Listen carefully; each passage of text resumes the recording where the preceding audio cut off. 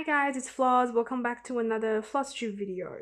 Today's video will be the long overdue Chatty stitch with me on my new start this month, Design Works Coffee Break.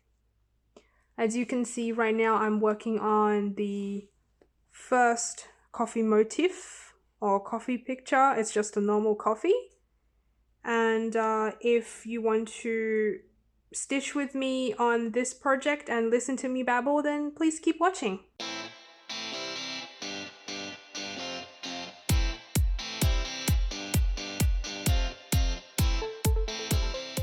Today is 25th of April, the Anzac Day, Monday in Melbourne, Victoria. I said I would do this a while ago, but yeah, it just didn't happen for one reason or the other. If you are new to this channel, just a friendly reminder that both my husband JP and myself own the channel. It's not just stitching content on this channel, fortunately and unfortunately. I obviously do cross-stitching related content in the future, maybe craft in general, but JP does wargaming videos. So right now it's predominantly Kings of War. He does battle reports, sharing his thoughts on armies, maybe like a box opening, like first impressions, stuff like that. And I normally do like Chatty stitch with me. Now I also do stitching vlogs, and I do my monthly cross stitching update, and together we do hobby with us. We want to do more gaming content when we have the setup. We also just share with you our thoughts on things, like the life with greyhounds, because we have 2 greyhounds.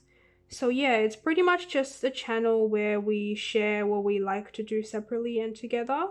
So if that sounds pretty cool to you, make sure to like our video, subscribe to our channel so you don't miss on our future weird content. I'm just stitching away here. Now, I was thinking for a Chatty stitch with me what to talk about.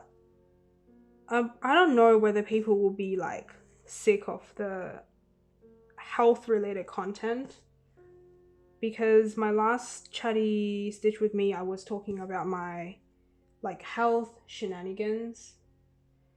So for this Chatty stitch with me I actually want to talk about my surgery that was done the start of March.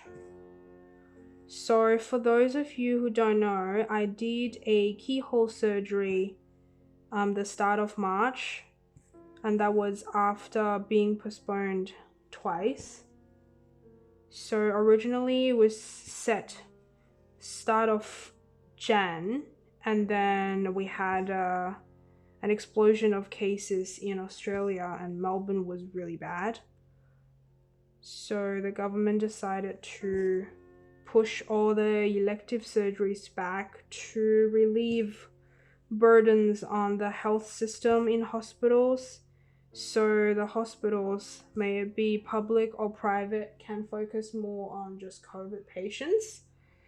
And once the situation's better, there are not many cases in the hospital, then they will resume the elective surgeries. So yeah, it was then postponed until March. So I actually did a vlog, I guess, showing you a little bit of like what happened on the surgery day and how I recovered. But I kind of want to talk in details in this Chatty stitch with me video. Now it has been a while, so at some point I might have to think a little to try to remember exactly what happened. So maybe we should start from like few days before the surgery. Let me just count first. So 1, 2, 3.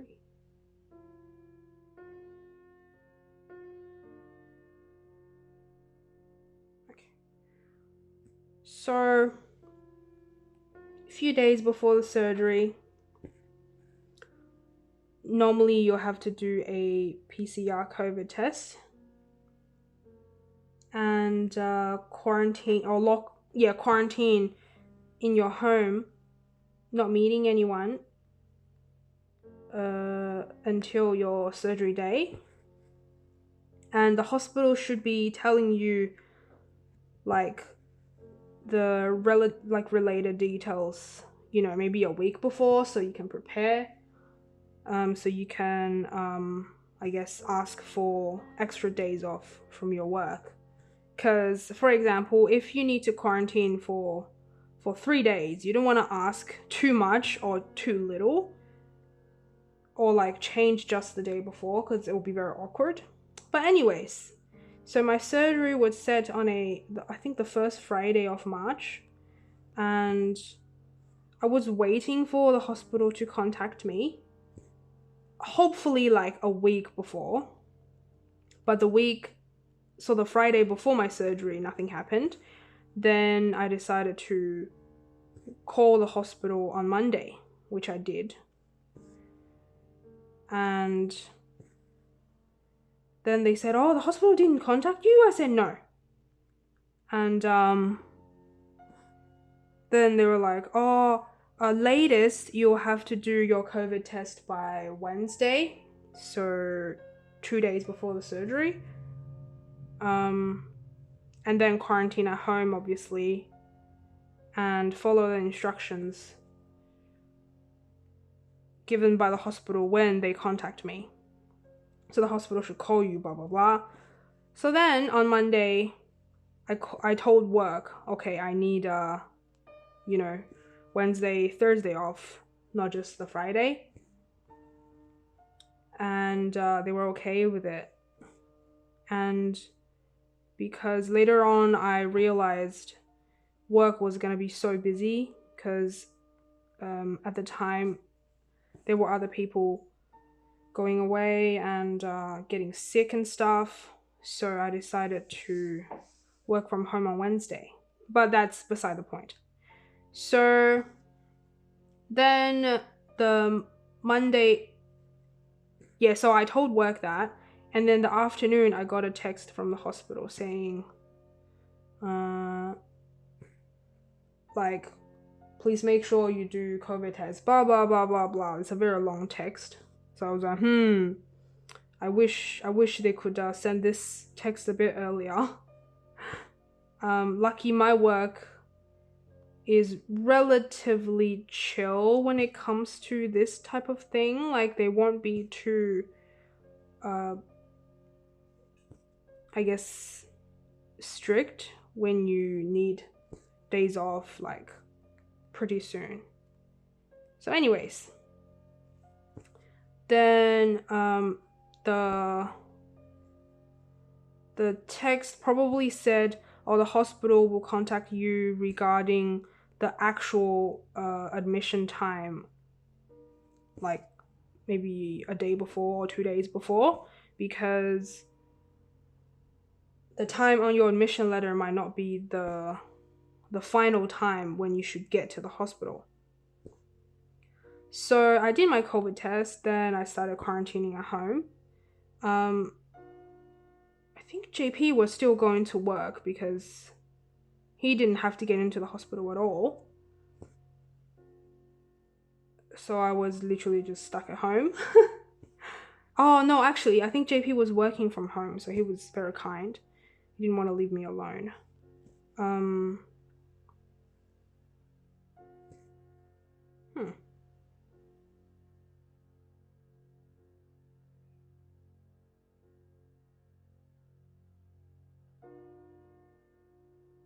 Wait a second, I feel like I did a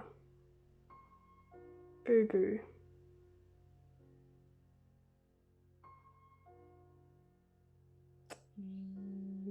Yeah, I did do a boo-boo. So all this was supposed to be here. Oh well. So I will continue talking when I frog.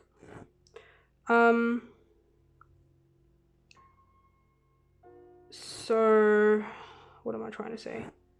Oh yeah, so on Thursday, I was waiting for my phone call from the hospital, but like there was nothing by 4 o'clock. So I was thinking, oh, should I call? Should I not? Like, you don't want to be one of those people that, I don't know, just sounds so impatient, like they have to call you as their first priorities and stuff, you know what I mean? But also, like, you need them to do their job. So I kept waiting, and then still there was no call at 5:30. And if you know me in real life, I really hate calling. I think I might have some kind of not mental problem of sort. Just I don't like any sort of interactions that will be unpredictable. So like I can't predict what the people will be saying when I meet them or when I talk on the phone, but that's beside the point. So JP called on my behalf to the hospital, and it was the receptionist that picked up, obviously. So then JP was like, we were waiting for the phone call about instructions for a surgery tomorrow, and it's supposed to be like tomorrow morning. So then the receptionist collected some information like, oh, when's your surgery, blah blah blah, your doctor, all these things. And then she's like, oh, but on the list, like, your name's already circled, so they've called you already. And when she said that, I was like, yeah, sure. Like, I was waiting for that phone call all day. I didn't miss any phone call at all. And like, whoever was supposed to call me just somehow had the balls to like tick off my name as if I was called and given all the instructions. But either way, she told me, oh, the admission time is 6:30 in the morning, whereas my admission letter said 7:30. So that would have been a disaster. And apart from that, it's nothing else really. They didn't really tell me, oh, I have to bring this.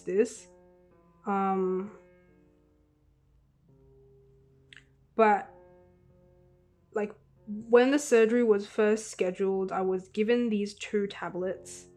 I think they are used to open up my cervix. And the instruction on that envelope was, I think, have it 3 to 4 hours before the surgery. So then, because there's the admission time of 6:30, then that means I will have to somehow take the tablet in the middle of the night. And I have to take them sublingually.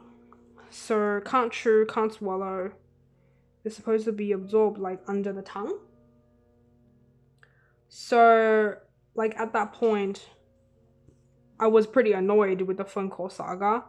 And then I was more annoyed that, oh great, like the sleep was supposed to be, you know, pretty crappy already, and then I have to wake up in the middle of the night to take this tablet. And the actual situation was a lot worse. So first of all, it took me a long time to go to sleep. And then I did wake up upon the alarm at 3:30. I took the 2 tablets, like without water. Oh, I should have said. So it's nil by mouth by midnight. So the midnight before the surgery. Which means I can't even like drink water if I'm too thirsty. So I put the 2 tablets under my tongue and was, you know, trying to go back to sleep, but I couldn't because my mouth was so dry. Like, after a few hours, if you wake up in the middle of the night, you're already dehydrated. So the first thing you want to do is to drink some water, which I can't. And then I've got this like powdery madness underneath my tongue as well. And they wouldn't dissolve very easily, and it's kind of like I've got sand under my tongue. So I didn't sleep for another hour or so while the tablet was getting absorbed somewhat. Eventually by like 4:30 I decided to get up and rinse out my mouth. I can't swallow. Like rinse out my mouth and got rid of like the rest of the powdery remains. And by that time I was so dehydrated. I really needed a glass of water or something, but I couldn't. So then I think I might have dozed off for a little bit until like, I think I got up 5:45. So the night before, I already decided on what to wear. So I was thinking, well, lucky at the time it was relatively warm. So I decided on a dress, like a very comfy, stretchy dress, so I can get in and out easily before and after surgery. It's more after surgery actually. And then I also wore like slippers, sort of sandals, so then there's no like lace for me to worry about, which I thought was pretty smart of me.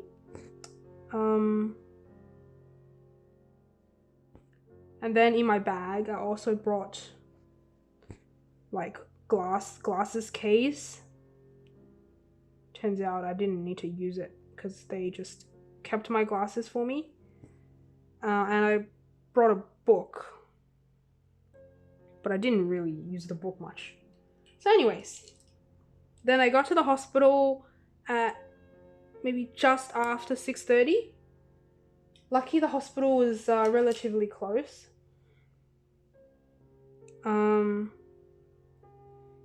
And then I paid my excess fee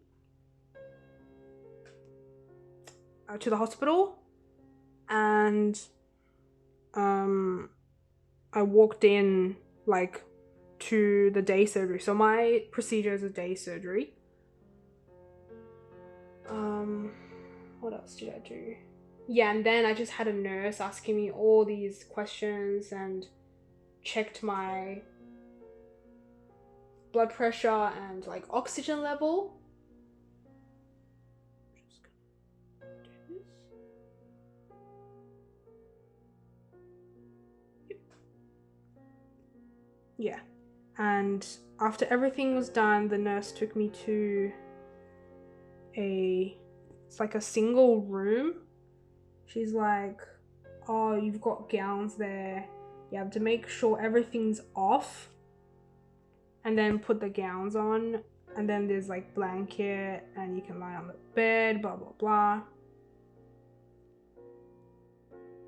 So if you remember, I did take 2 tablets at like 3:30 in the middle of the night. And turns out those 2 tablets like made me bleed, as in have like vaginal bleeding. So before the surgery I actually like put on a pad, like sanitary pad. And I was thinking at the point, like, do I really go like all birthday suit underneath. Like, what do I do with the blood? I was contemplating. Anyways, so I did like take off everything and put on the gown and just waited and felt like really self-conscious because I could feel the bleeding. And then I think I waited until maybe like 8 o'clock or maybe just after 8 o'clock. I was watching some shows. Oh. I think it was like related to pets. Anyways. I need to bury the... So normally at this point, I stitch by hand so I could just flip and secure the thread, but with this setup, because I have my iPad on my right, kind of stabilized on this Lowry stand, I can't flip the Lowry stand, if that makes sense, because then the iPad will come off. Now I'm going to sort of pin stitch like this at the front so I don't have to flip it.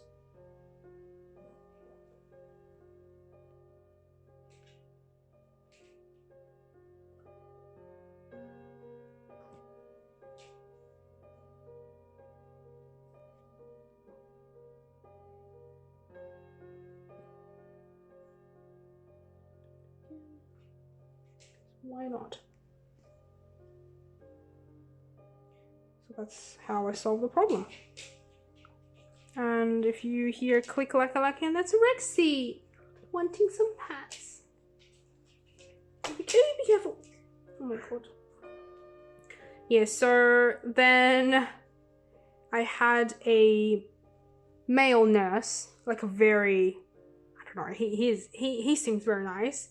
He came with another nurse that ended up confirming my identity and just said, okay, now I'm going to push you to the theater and then you can wait there.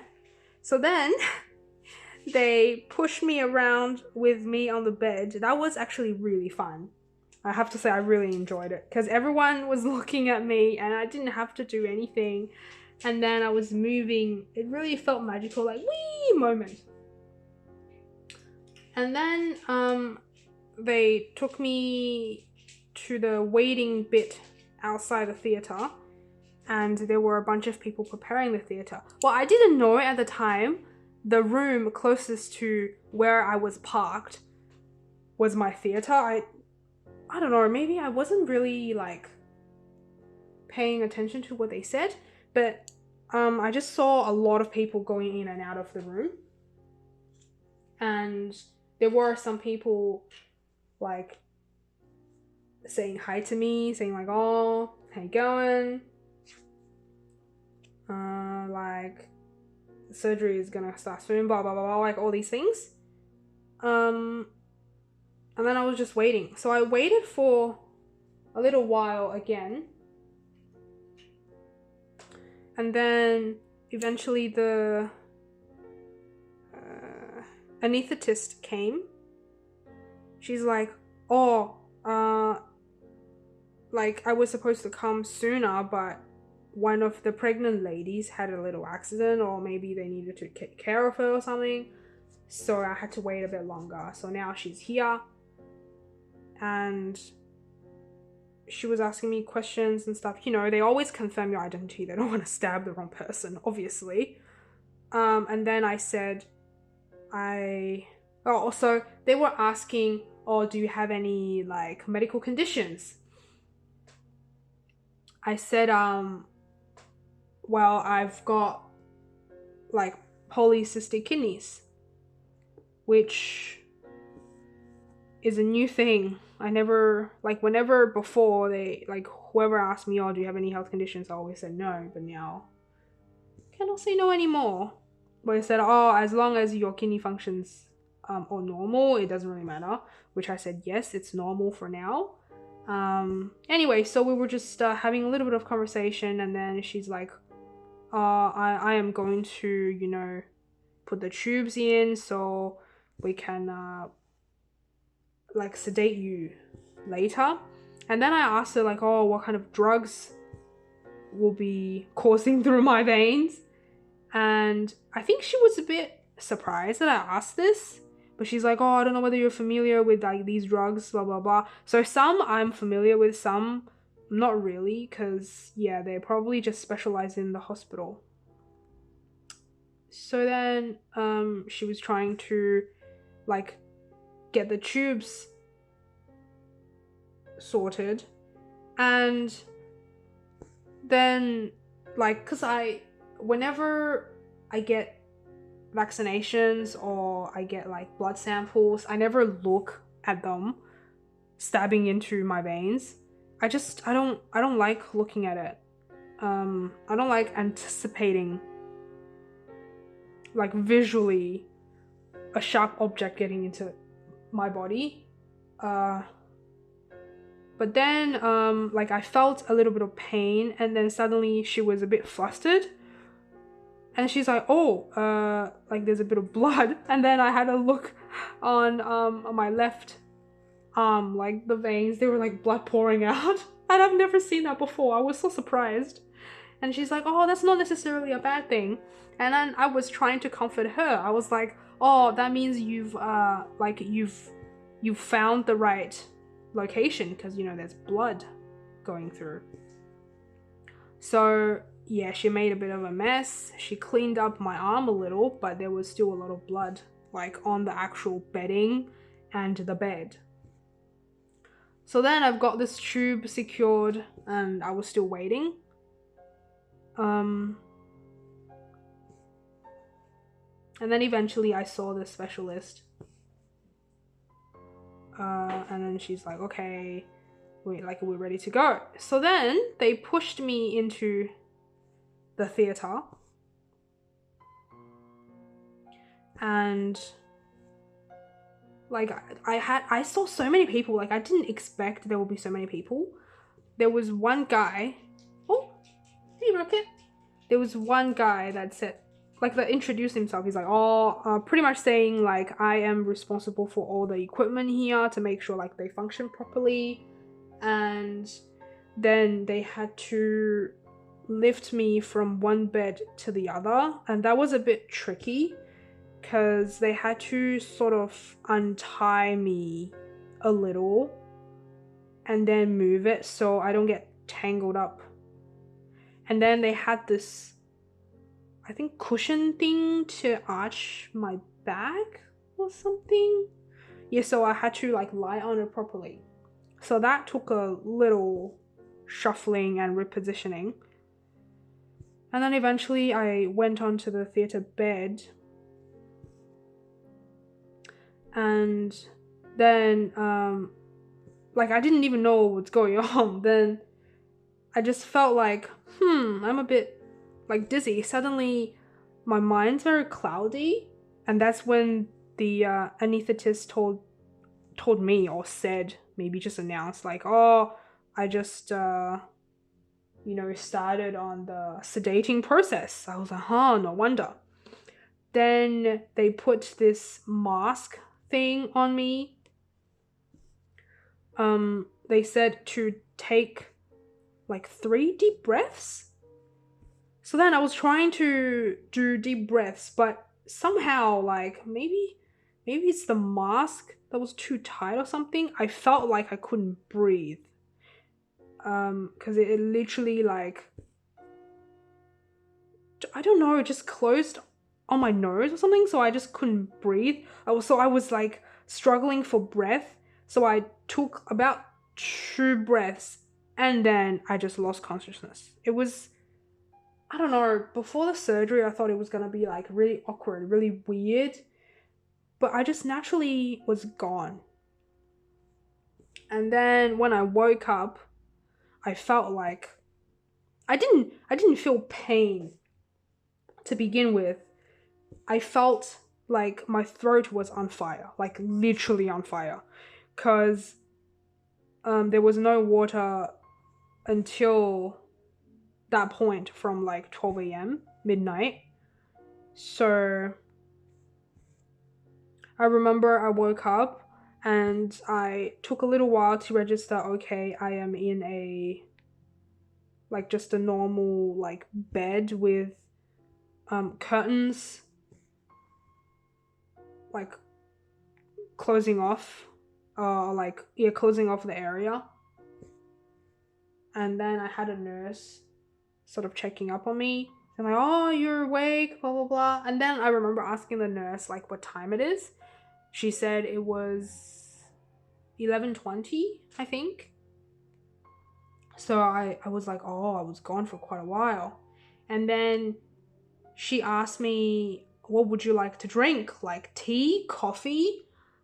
And I was very surprised that like they would offer caffeine, like caffeinated drinks. But I just said, oh, water. So they gave me like a glass of, I guess you could say like cold water, just normal like cold water. If you've done any surgeries, you would know like for your admission form, they might ask you like, oh, do you have any dietary requirement or special comments, stuff like that. What I actually said in my form was like, I don't want anything cold. It's possibly like a very Asian thing. So after your surgery, technically you're not supposed to have anything that's really like temperature stimulating to your body because your body's very weak. So that's what I said. But then after they gave me a glass of water, which I drained very quickly, the nurse came around. Oh wow, I think Rexy is dreaming. So I will continue. So yeah, she actually asked me, do you want a popsicle? I was like, what is going on here? But then I said, yeah, why not?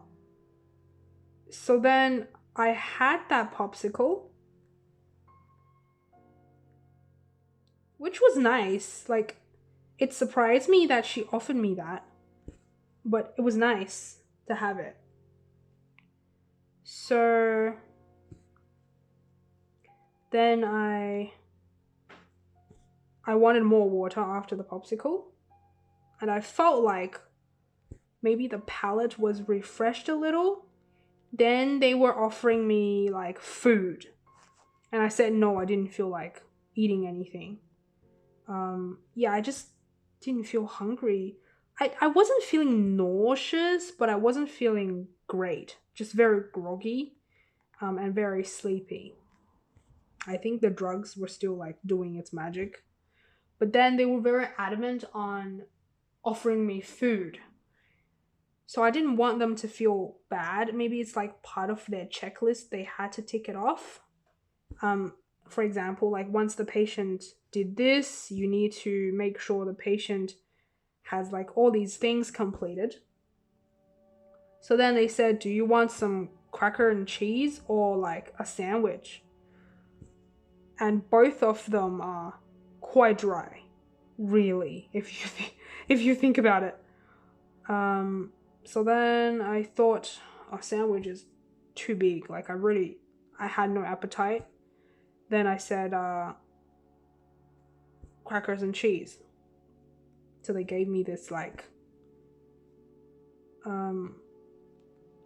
I think 2 pieces of crackers, like kind of salty with like really salty tasty cheese. I think the brand is Tasty. And then I had a bit of cheese, and then I suddenly felt really nauseous. Like I was okay until then. So then I decided not to eat the cheese. I was just munching on the crackers like really slowly. But then because both of these things were very salty, then I felt very dehydrated again. So I asked for more water. But then, yeah, after this food, I didn't feel very good. Felt like I wanted to vomit. And then I think the nurse saw that I was very uncomfortable. So then they kept saying like, oh, do you want more antiemetic? We can give you some, I think it must be like the IV dexamethasone. I didn't want more drugs, to be honest. But then they kept asking. I just thought, okay, fair enough. I mean, I don't feel very good. So I say yes, and they gave me like a dose, which didn't really help that much. And then they said, oh, do you feel like going to the loo? I was like, no. And then they kept asking. So then eventually one of the nurses said, oh, you have to go to the toilet. Like, which is, well, I don't know whether she knew why it was. I think they probably need to check whether there's blood in my urine, or like visibly whether there's blood in the urine, which could indicate something might have gone wrong. So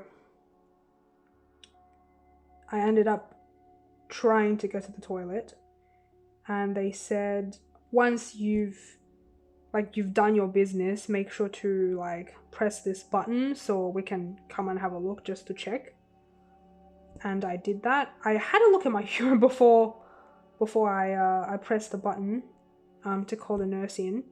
It was, I don't remember seeing anything like visibly pink or red.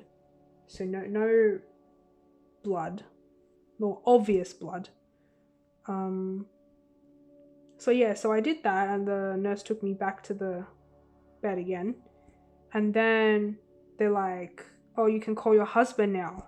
Like, once you're up for it, you can go home now. So then I called JP, and then I had to get changed. And that was a little bit tricky, but lucky I chose the right apparel. Like, it was tricky, but because the dress and everything was really easy to put on, it wasn't too bad. It was hard getting up and like lying down again.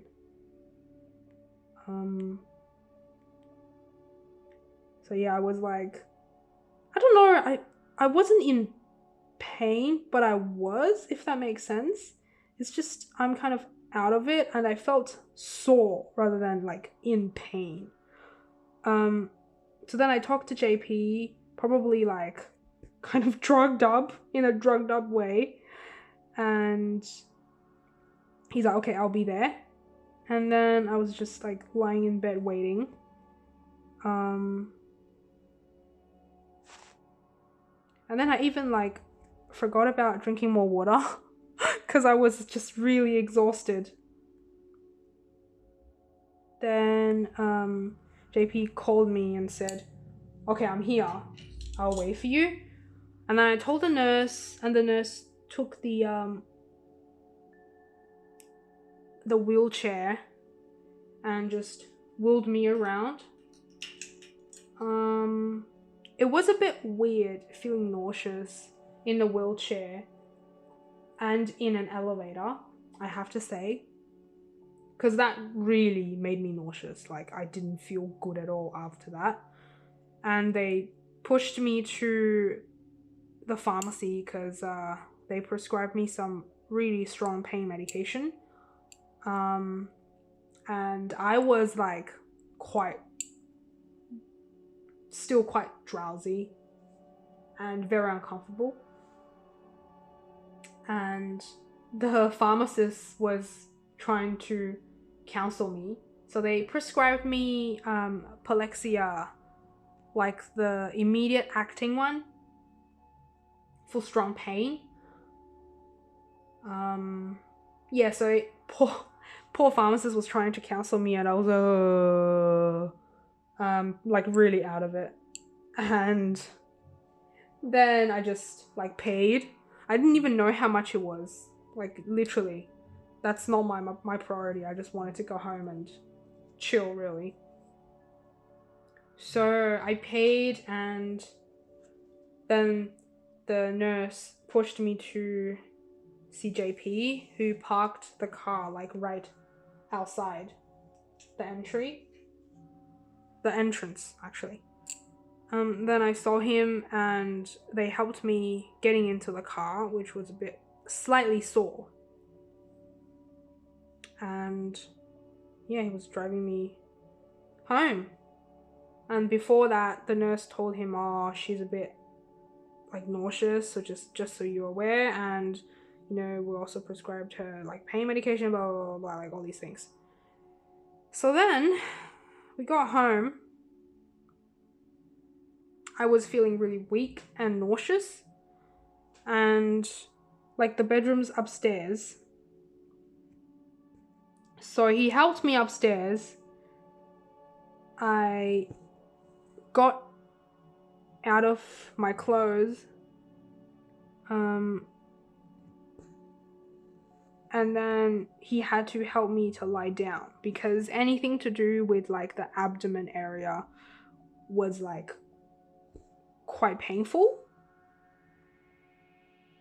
So then I think I just naturally dozed off. And then when I woke up again, it was like after a few hours. The nauseous feeling was kind of gone a bit, but still like everything's very sore, and I was very tired.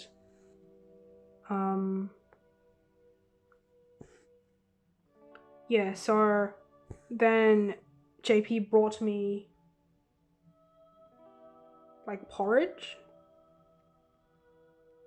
So in, I think, I want to say Chinese, but I think in most Asian culture, if you don't feel very good, if you feel ill, or if your stomach is quite fragile, the go-to food you would eat is porridge.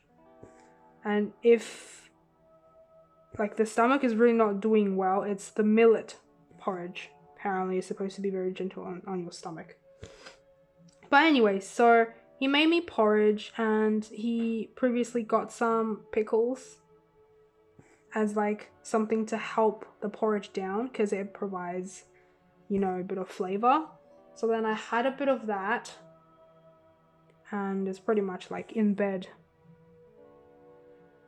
still and the whole day. And it was kind of annoying, because every time I had to get out of bed or get in, I would need his help, because I can't really use my abdominal area. I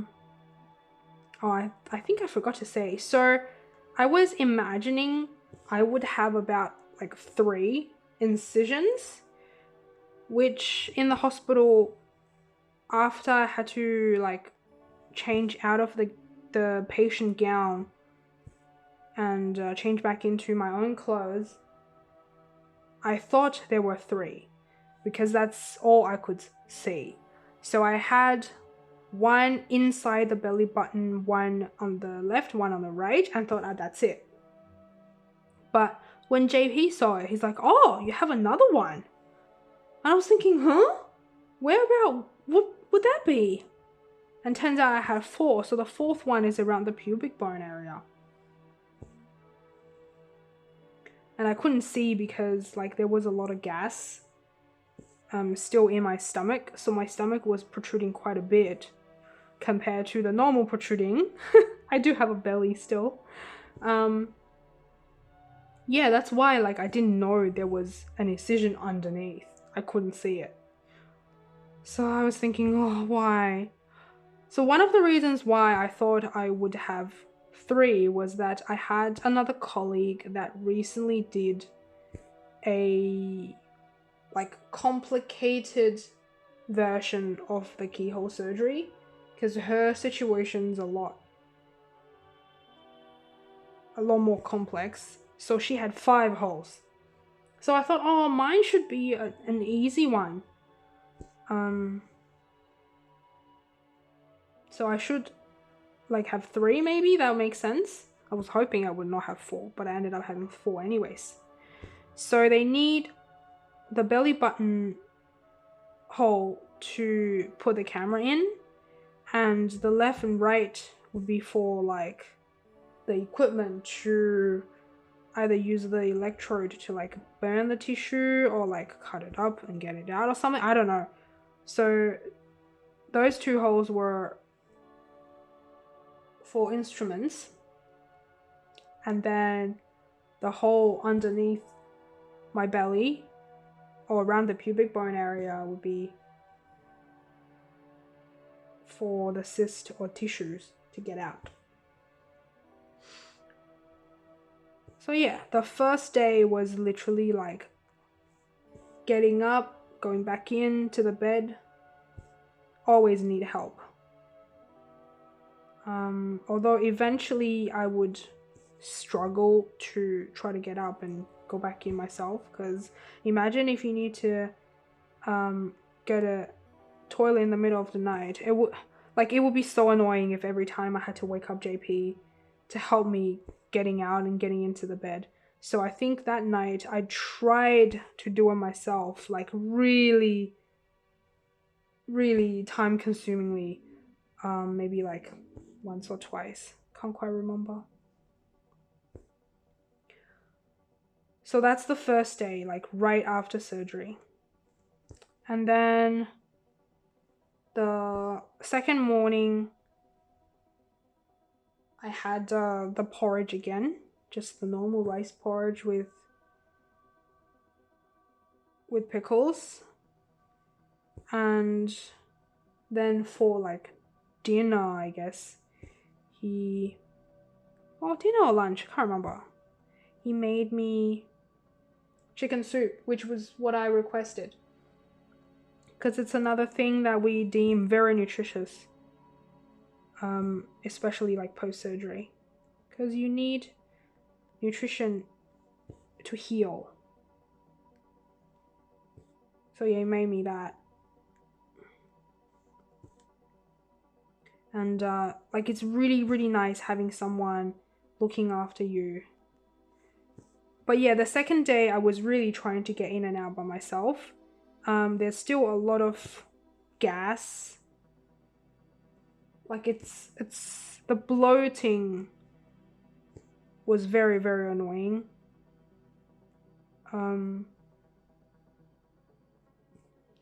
And they said any type of keyhole surgery, because of the gas that was used to lift up all the organs to reveal whatever they have to work on, the gas would somehow like go up to your shoulder, so you would have like, or it's expected that you would have shoulder tip pain. And boy, that shoulder tip pain was really bad. And I feel like it's more annoying than the actual abdomen pain. Or it could be because I felt the shoulder tip pain more, that masked the actual like pain around the incision site. So I was just dealing with that shoulder tip pain for quite a few days. And they did say, oh, you need to walk around, but really, your body feels so weak. So I did try to walk around at home anyways, and then eventually started walking around outside, but just the exhaustion caught up on me so quickly. I could walk for like 2 minutes and I would feel like really exhausted. I had to go back to bed right after, and that was a very weird experience. So yeah, once the shoulder tip pain subsided a little, I started to feel more pain around the abdomen area, just like general soreness. Oh, another thing that was very weird was that, like, for some reason, I could not laugh. I think JP one time said something and I chuckled a little, and it was so painful. it felt, especially the right side, it felt like someone stabbed me on the right and twisted the knife. It was like that painful. So like I chuckled once or twice and it took me like 2 minutes to recover from that. Because I was like screaming. It was so bad. And then he had to hold off on his silliness because we tend to say a lot of silly stuff around each other, being sarcastic and stuff, and make each other laugh. But yeah, when I was trying to recover, especially the first few days, he really had to hold back on that. And sometimes it would just come out because, you know, he forgot about it or what, and it would cause me so much agony.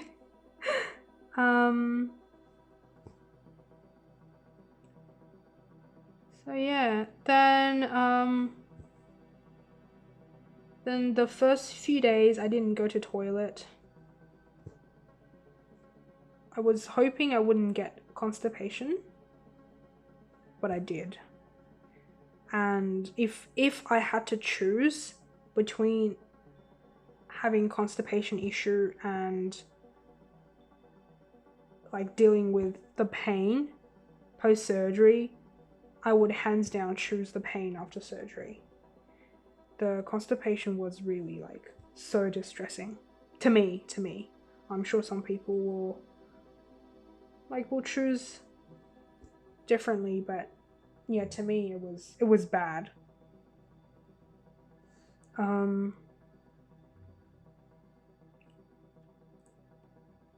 So then I had to deal with that, tried different things, and eventually it worked.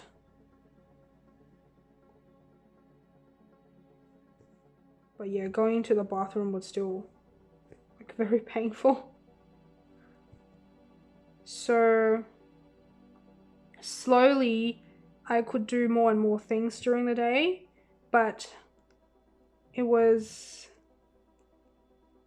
So I had the surgery on Friday, and it was the next Thursday that I could stop taking naps. Yeah, the previous few days I had to sleep for quite a few hours during the day to get me through so I could do other things. So I could function normally, I guess. So yeah, that was a different experience, I'd say. Just the overall like weakness and fragility. Do you say fragility? I think that's the word.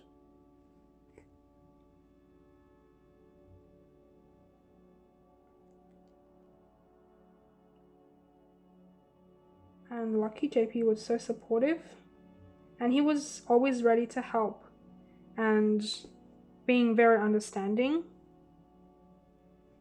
And later on he told me he thought he was gonna be like so involved in the whole caring process, like he would have to lift me in out of bed for quite a few days, and like whenever I need something he would always have to get it for me, even if the item is just on the bedside table. He was literally imagining that would be the extent he had to do. Lucky he didn't, otherwise I would feel like really useless.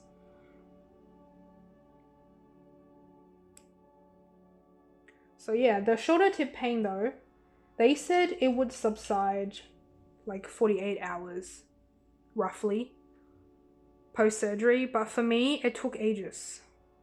I think I dealt with it for like 5-6 days. So it got better maybe around Thursday the next week as well.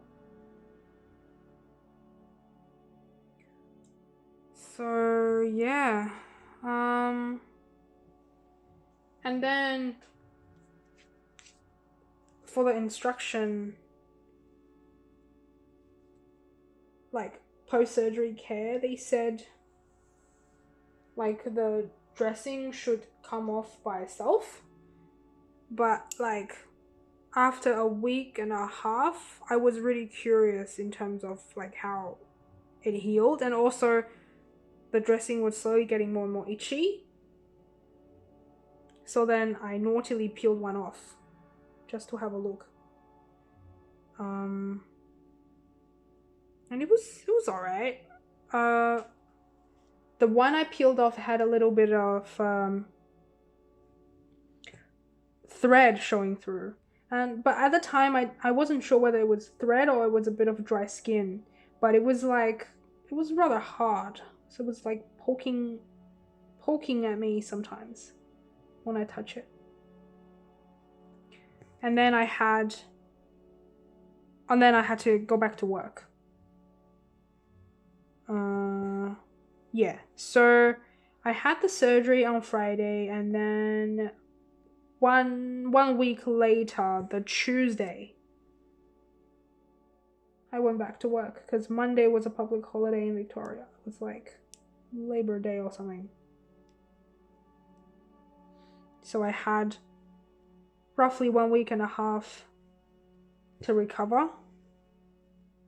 And when I checked online, some of the websites actually said, oh, depending on what you do, you might be able to go back to work after 4 to 7 days. And I was like, wow, 4 days. Are you kidding me?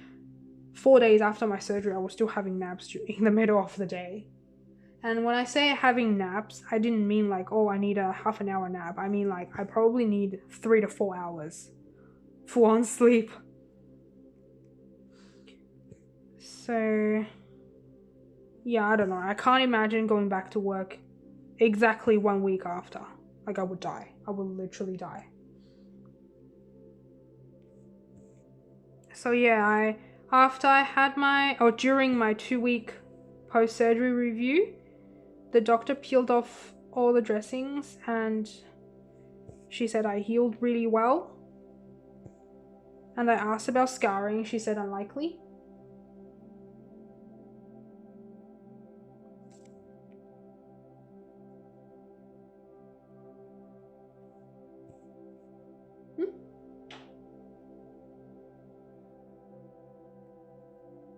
Sorry, JP was trying to come in. He was weeding outside. So yeah, it seems like now I'm fully healed. And it's been... how long? More than 6 weeks. 7.5 weeks? I was supposed to have my 6-week review like last week. But I told them I work at night, so I can't pick up calls in the evening. Can the specialist please call me during the day? But they kept missing me during the day and try to call me at like 5:30. So I didn't end up having my 6-week review. And then the doctor ended up emailing me, oh, we kept missing each other, but there's like a lot to talk about, so can you please come in? So now I booked an appointment for this coming Thursday.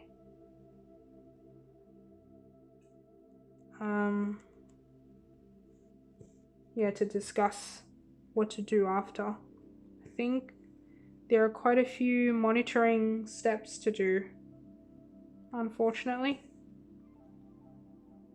So yeah, that is my surgery experience for now. It was my very first surgery, and my like very first experience with a hospital, really, as a patient. And sometimes I'm still amazed that, oh, I can't believe I did a surgery. And how like I got through and recovered. Not that it was hard, but yeah. I was imagining, oh, it might not be so tough, like mentally and physically, because they said, oh, it's a small surgery and the recovery time will be minimal, like minimal impact, blah, blah, blah. But hey, when you're trying to get through it, it's still tough. So yeah, I wonder for people who have never had to deal with stuff like this, and delivering a baby would be like the very first hospital experience they have, how daunting it would be. At least now, if I need to go to the hospital as a pregnant lady or to deliver a baby, I think there would be like certain expectations already there, because I kind of know how it will work or what to expect, if that makes sense. But yeah, I'm glad the cyst is out. Oh, and I didn't mention. So for now, I don't feel that different post-surgery. I guess the only really big difference would be like a few months before I did my surgery, I noticed I woke up in the middle of the night a lot and had to go to toilet, and that never used to happen before.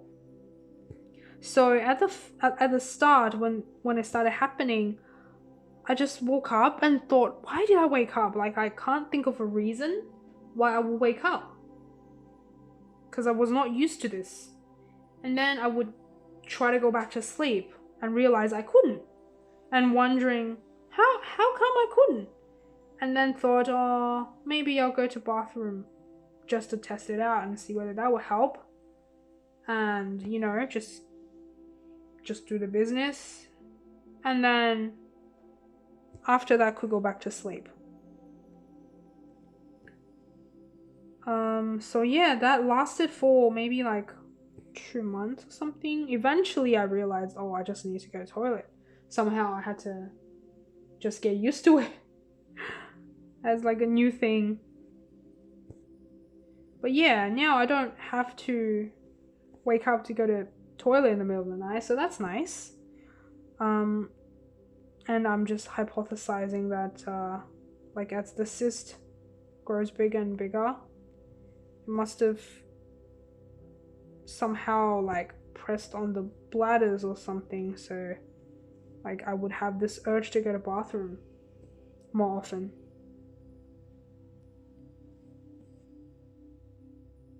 So I'm really happy that now the surgery is done. But I have to focus on other things now, like my kidneys. I need to investigate on the kidney situation, and I've got the CT scan tomorrow, and it's my first time again doing the CT scan with contrast. So I think they said they'll have to inject, and I need to drink something.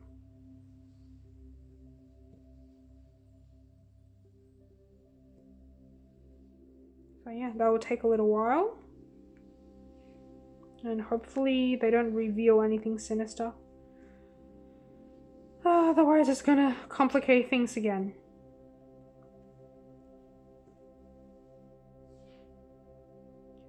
And I wonder whether you guys can hear the music my neighbor plays. This neighbor is very unaware of like the appropriateness of his action. Sometimes when he like washes his car, he'll play music so loud for hours, and I have to say his music taste is no comments.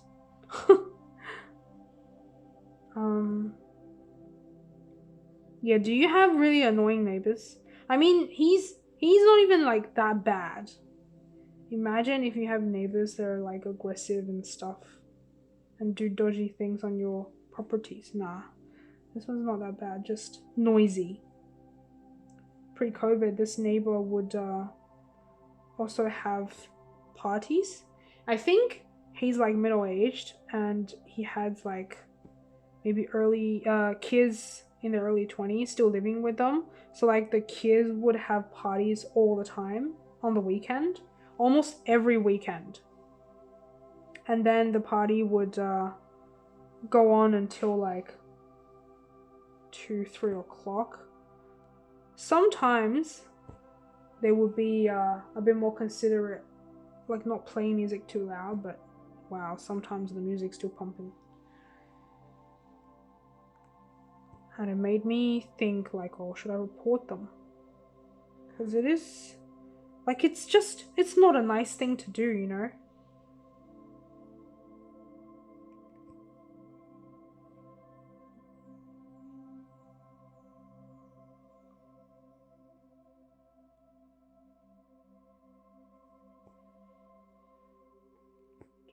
This.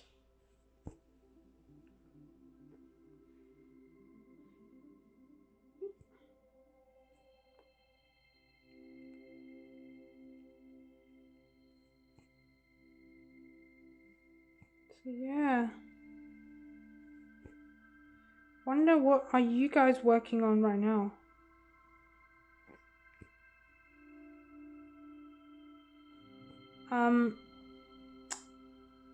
I have to be honest, I didn't expect this kit to be so big.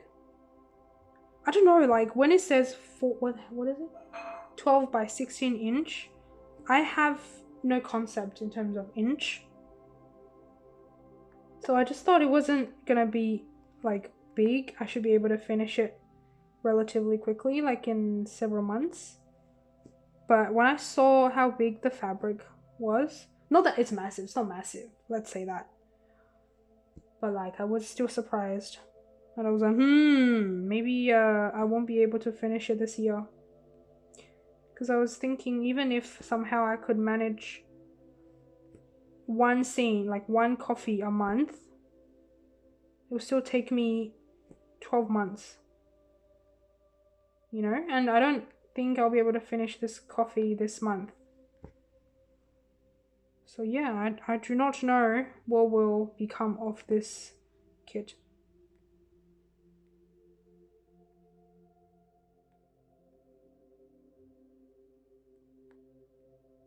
But so far, it's alright. Just stitching.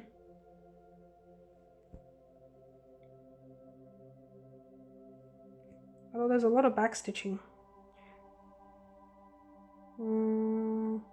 Yeah, the plate itself, so the salsa and the cup is not too bad, but there's still a lot on the steam.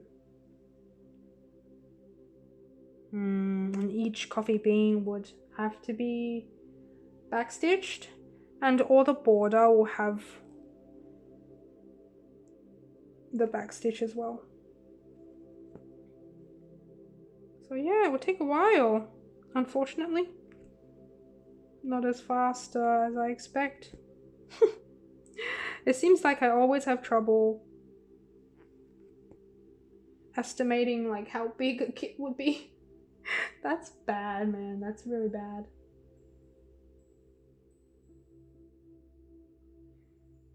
Lucky I don't start things very easily. Otherwise, I'll never be able to finish anything. Especially I don't have as much stitching time as I'd like. You can never have enough stitching time as you like, I suppose. What color should I do? Maybe I'll do more. Oh, sorry. I feel like I've been babbling for a while now. Maybe I should stop. But I do feel like stitching more on this. Especially like I might pick more on the coffee colors because it looks very tasty. Another thing about this one is if you look at the preview, can you see? Yeah, so the cup and the salsa actually don't look so blue on the preview, but here it's rather blue. I'm hoping it's just because they somehow photoshopped the the preview just to make the colors pop a bit better or something. Not because I made a mistake. Oh well. So yeah, I think that's the end of the Chatty Stitch With Me video. I don't know whether I've explained my hospital / first surgery experience well enough. And I hope either way you've enjoyed watching me stitch and frog a little, which happens unfortunately from time to time. I'm not sure when I'll do another Stitch With Me, but probably not that soon. So yeah, if you have something to say, if you want to tell me something, tell me what you're working on, tell me how your life is, whatever, make sure to comment in the comment section below. And I will continue stitching, and I'll see you next time.